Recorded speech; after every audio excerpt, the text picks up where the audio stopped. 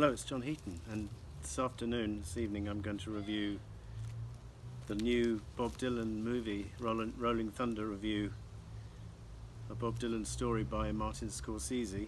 It's just been released on Netflix yesterday, and I watched it last night, and my expectations were pretty high, because this is one of the greatest tours ever by a major artist, if not the greatest. And so my expectations were high, and they were easily met and probably exceeded. It really is.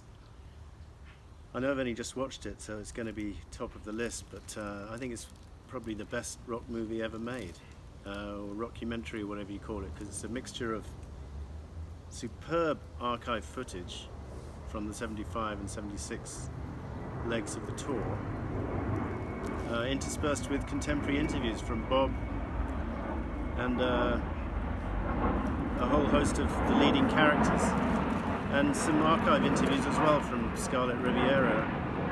So the cast list is pretty fascinating, and Allen Ginsberg is featured, the poet. He was on the tour as well. Sometimes got cut from the set list if there wasn't enough room to fit everyone in. Sometimes his piece got cut because it was spoken word poetry, but pretty interesting, kind of risque type poetry, quite thought-provoking stuff. Patti Smith is tagging along for a bit, doing her punk poetry. She's called the punk poet in the credits. Allen Ginsberg is referred to as the Oracle of Delphi. So Patti Smith's doing some pretty interesting stuff, and Bob Dylan's watching with interest. Scarlett Riviera, didn't know too much about her other than the fact that Bob found her walking the streets of the East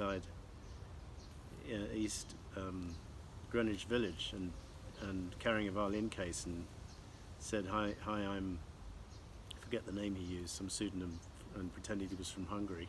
Will you come and play with me? And she did, and they played all night, and they went and played in a club, and then they went to another club and played there, and Scarlett is reminiscing about this. Looks like pretty much at the time, a few years later. And she said they played until 6 in the morning. That was on the first day they met. And she contributes superbly. These are the albums that are kind of contemporary to the tour. Desire came out in the middle of, between the two legs of the tour, January 76. And this album came out as a live album, which was taken from, I think it was one of the Texas dates, on the 76 leg of the tour, and they're both good companion pieces to this documentary and to that whole tour. We've also got the Bootleg Series Volume 5, I think it is, which was a double CD live album release of this tour, and they've just released a 14 CD box. It hasn't come to Hungary yet, and it's reasonably priced. I think it was £58 on Amazon. I'll probably pick that up because I think it's 14 discs for 58 quid.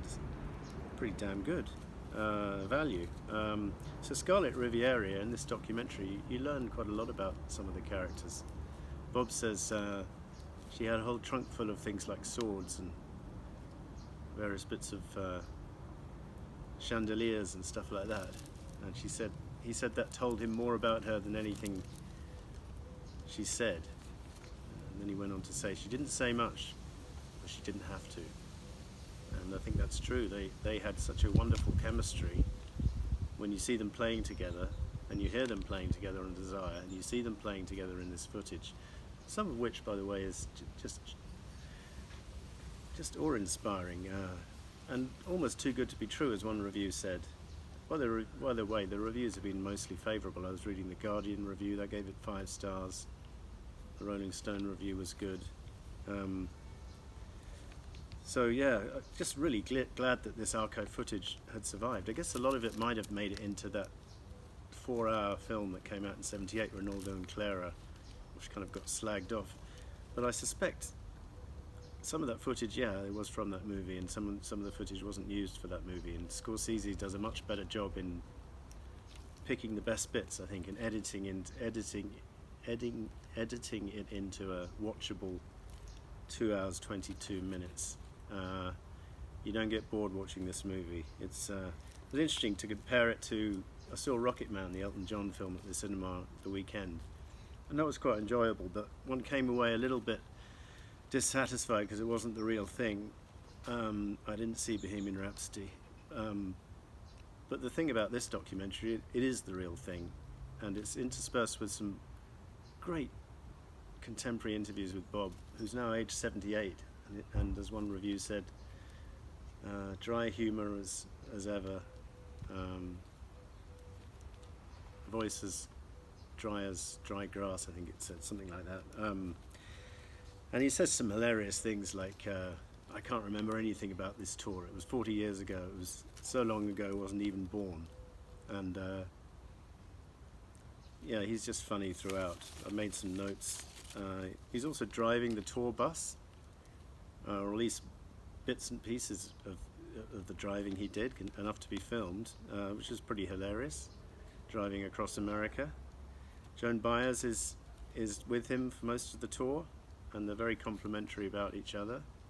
And she's interviewed recently for this as well, looking impossibly beautiful still for her age. It's amazing. And she recounts very amusing stories, such as when she dressed up as Bob with the hat and everything like this, and went around doing a Bob voice with a cigarette in her mouth. And for the 10 minutes she kept it up, everyone was treating her like Bob, saying, "Do you want this? Do you want that?" It was quite amusing. And then she owned up that it was her. There seemed to be a strong bond between the two of them, and there always was, I guess.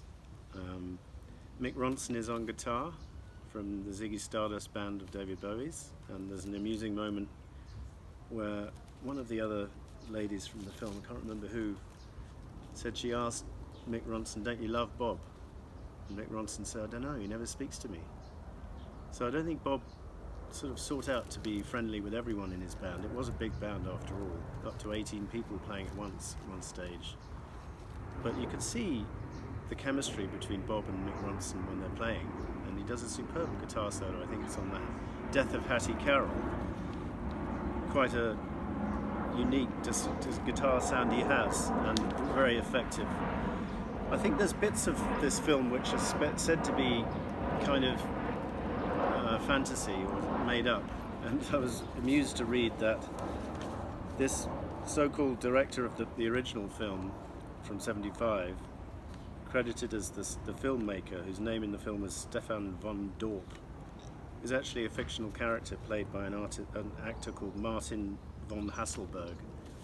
And it's quite amusing anecdotes from this fictional character.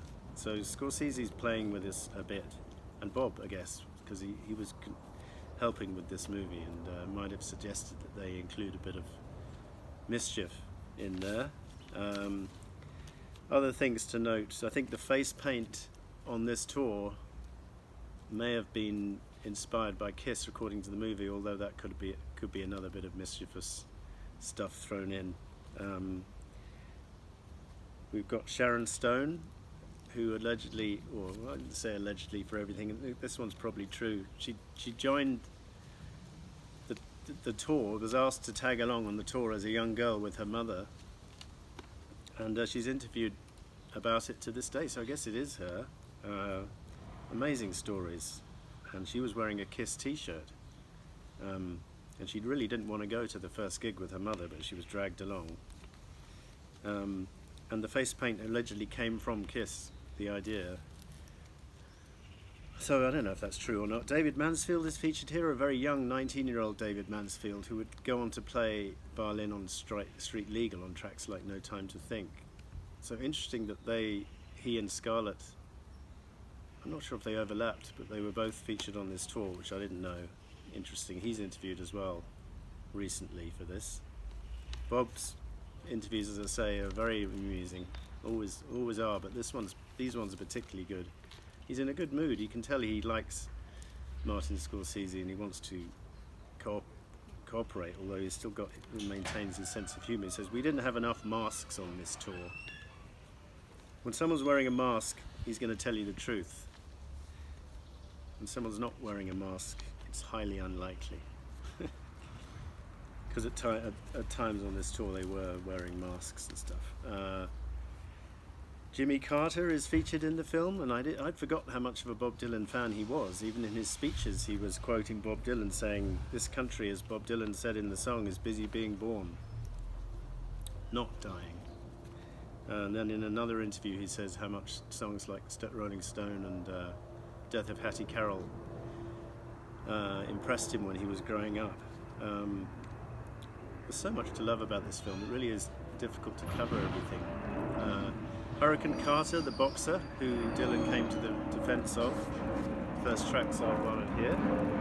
He's interviewed, and there's a superb live version of Hurricane, more or less complete, and there are other more or less complete versions of Ice's Simple Twist of Fate, Oh Sister, Hattie Carroll, and a very moving version of Ira Hayes, the Johnny Cash song, sung to a whole bunch of American Indians. And Ira Hayes was one of the American Indian heroes. So that was very interesting. And after the Hurricane performance, they cut to someone saying the words, "And the criminals are free to drink their martinis and watch the sunrise." And then it cuts to Hurricane himself, Reuben Carter, saying, and meanwhile a 6-foot man in a prison cell in a living hell. Well, you know that line.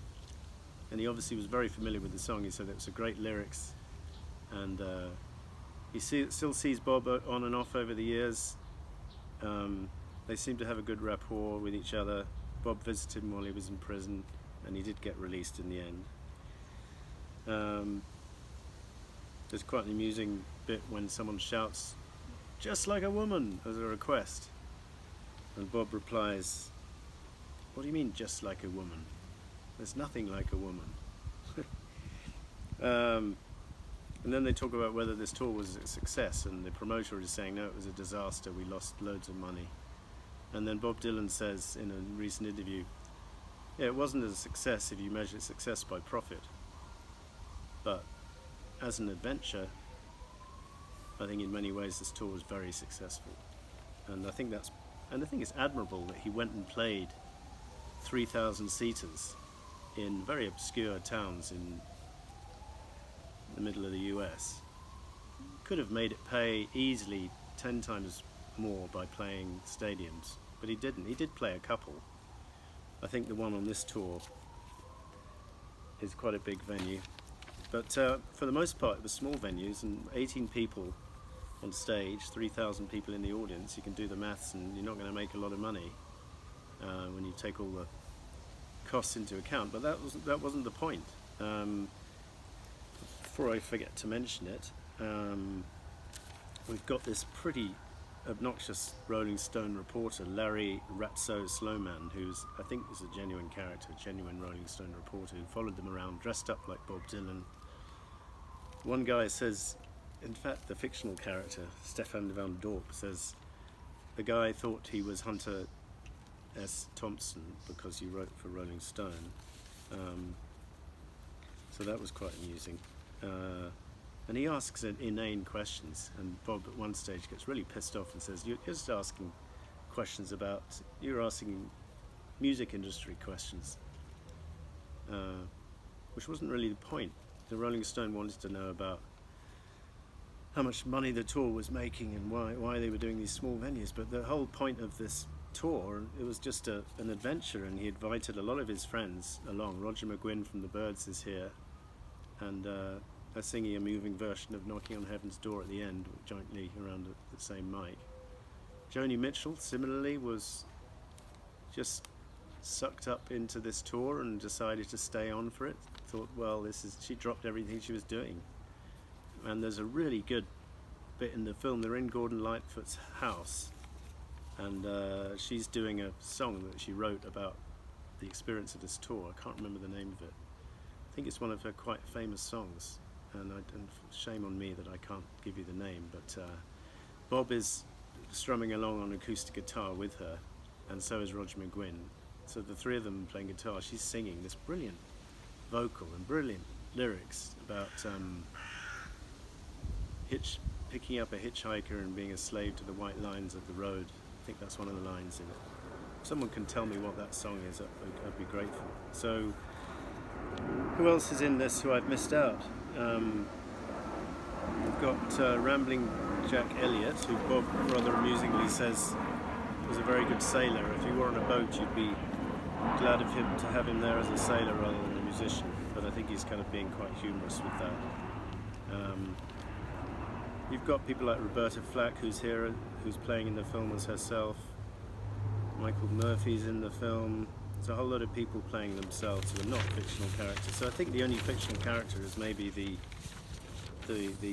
filmmaker, who says at the end, "This film wouldn't exist if it wasn't for my original work," which is quite an amusing line to put in, considering that his character is completely fictional. But I guess someone was responsible for doing the original film footage for the Rolling Thunder Revue, Ronaldo and Claro. Don't suppose Bob was completely in charge of everything. There must have been someone deciding what to film, or maybe they just filmed everything, I don't know. But so they had to sift through hours and hours and hours to find the best bits. Well, Scorsese's done a great job, and I just take my hat off to him. He's done brilliant films before, like he's done one on Dylan before, and he's done one on the Stones, which was quite good, although focusing on a latter-day concert. But the advantage of this one, he did one on George Harrison, which was pretty good, although not really covering his entire career, just a portion of it. But the good thing about this one versus, say, the Stones one is it's covering a completely vintage period in Bob's career, and it's quite interesting to see Bob. He's already kind of an elder statesman here in 75, 76, and he's only 34, turning 35 years old. But you know, he's already got these people following him, like Joni Mitchell, and you know, he's got these followers. And he was only in his mid-30s, and here he is being interviewed at age 78. Thank God he's still with us, and on great form as ever. And then at the end of the film, they list all the concerts he's done since this tour, and it shows you he's toured in virtually every year, several dates in every year since this Rolling Thunder Revue. So it's quite extraordinary, and I'm seeing him in a few weeks in Hyde Park in London with Neil Young. So looking forward to that. Thank you for watching. See you next time.